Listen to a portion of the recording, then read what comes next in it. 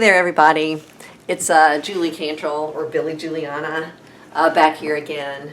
And I just wanted to mention something that I have mentioned before, but maybe you haven't seen, or maybe it needs to be restated. It definitely does for me. I need to be reminded and to remind myself.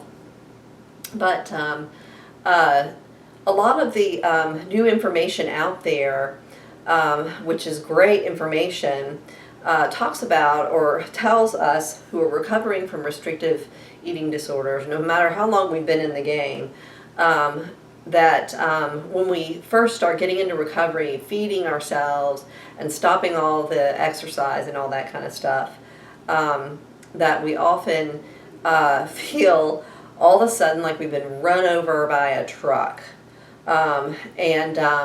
I know that there's some other experts out there who have made videos on this and have said that they themselves, when they were going through it, they were major exercisers, and then just when they stopped, they just couldn't move hardly.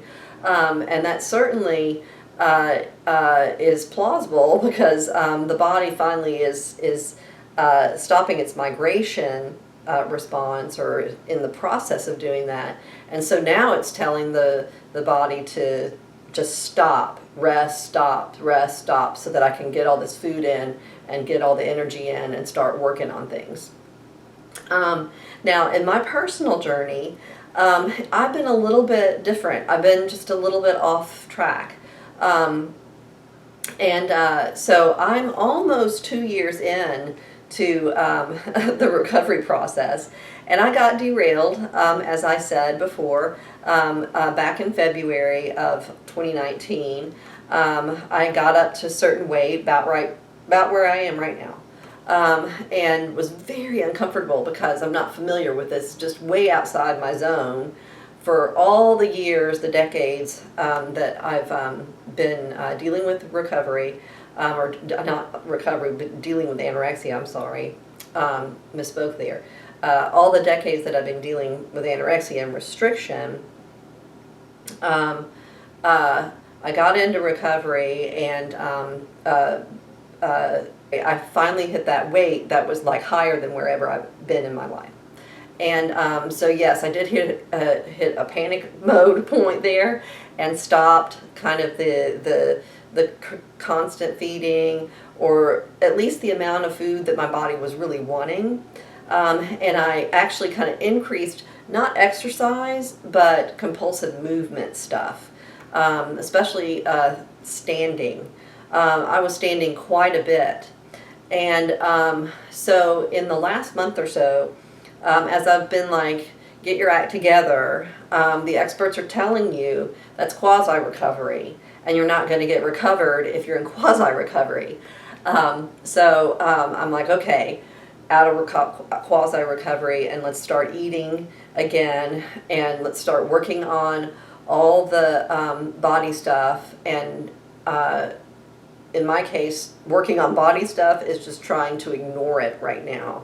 And just, if a fear thing pops up, just ignore it, or try to even laugh it off. I know that's kind of crazy and hard sounding, but to do whatever I can not to let negativity overcome me again. Now, I'm kind of getting off topic. What I'm wanting really to say is that in my journey, the feeling like a truck syndrome has run over me. I didn't say that right. Let me rephrase that. The feeling like a truck has run over me syndrome has kind of overwhelmed me now. And I'm like a year and a half in. And so I don't see many people kind of like stating this, although I think Kayla Rose refers to it in some of her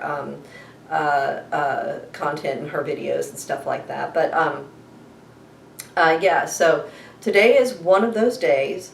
It's a Saturday, and it's a day when I don't have a lot going on, but also I just woke up this morning, I made a batch of brownies, and then my body was like, you're done. So I went upstairs and I took a nap. because we have a room upstairs that's super quiet, and so I just crawled in there and took a nap, lay on my back, and was like, ugh. And that was a pretty gesture, wasn't it? But yes, that's the way I was. And now that I'm up, no, I don't feel re-energized and ready to go conquer the world. I feel tired. Now, I don't feel like taking a nap because I just took one. So I've mentioned this before, sometimes you just sit around and watch Netflix. And so that's what I've got my computer out to do, is to pull up a show. I don't know what's on there. Not a lot of great stuff. Maybe something really good. I don't know. But I had to put my glasses on, so if things are reflecting, I'm sorry. But I can't see the screen without my glasses. But I'm going to be watching Netflix for quite a bit today. I'm just going to be sitting around. So, and that's, once again, this is like the phrase of the whole course is, that's part of the process. I'm trying to come up with alternatives for that, like part of the formula, part of the journey. If anyone can help me out with that, just, type that out and see if we can come up with any synonyms that will help other than just process. But yes, watching Netflix and sitting for hours on end is part of the process. And yes, your butt does get sore, or at least mine does. But there is something good to kind of help with that, and that is to get up and go get something to eat. So I will be doing that all as well. So anyway, let me pull up something here, and I'll get back with you in a bit. Thanks so much. Bye.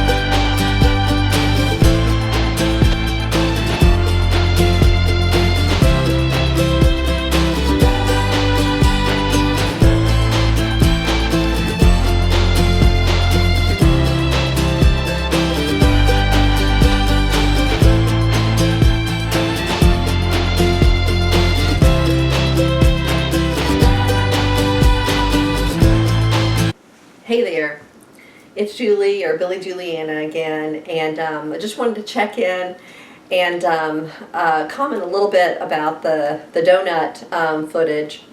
I know that eating on camera is a little bit of a debate as to whether it's appropriate or not for people coming from restrictive eating disorders to watch other people on YouTube eat.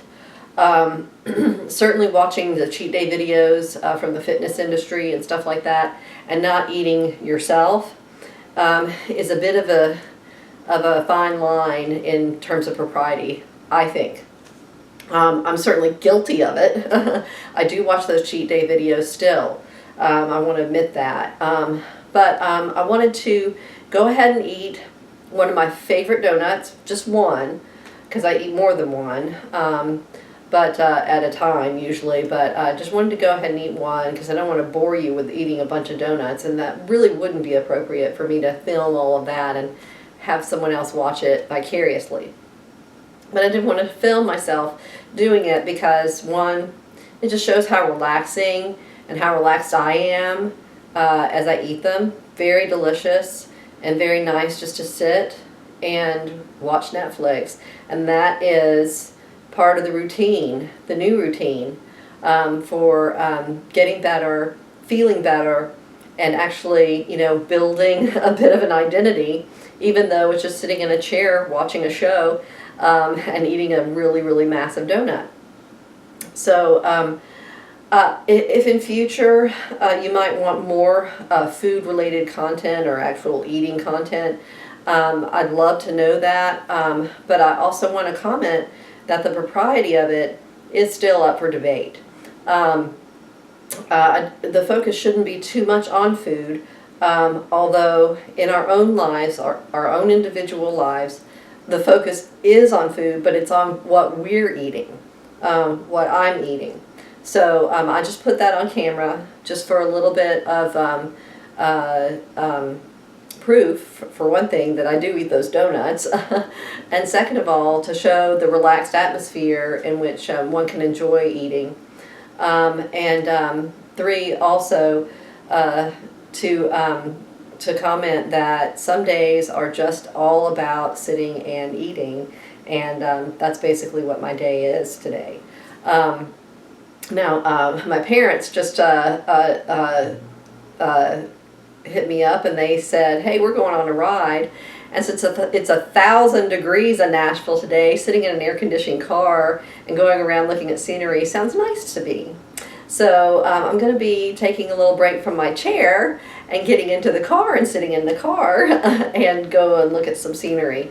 And I might take a donut along or a chocolate croissant or something like that. But again, I just want to make a little bit of a comment about the eating. And also, just to say too, that yes, in the midst of recovery, maybe even 2 years down the road or whatever, a person can get hit with extreme fatigue. And it could just be the body saying, I'm really, really, really needing you to slow down. I'm really, really needing still to make repairs.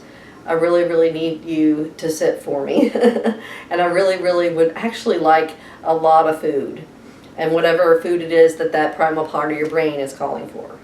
So I just wanted to throw this one out there and hope that you all have a great day, relaxed and enjoyable. And I'll do a music thing next time. And until then, take care. Thanks.